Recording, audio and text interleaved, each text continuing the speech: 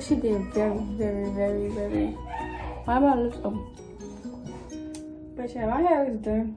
And she did very good. It's very flat. My edges, you know, that good stuff. Oh, this is my color. It's lighter in the back. Yeah, it's very cute.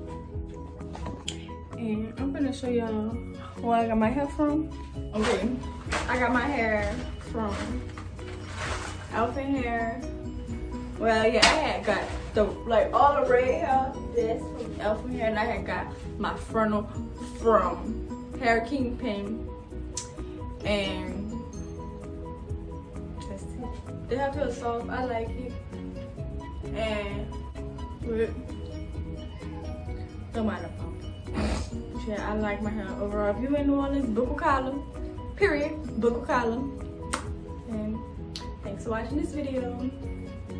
Hope you guys enjoy. Like, comment, and subscribe. And yeah.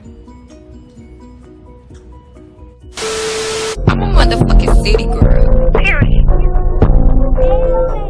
I talk shit.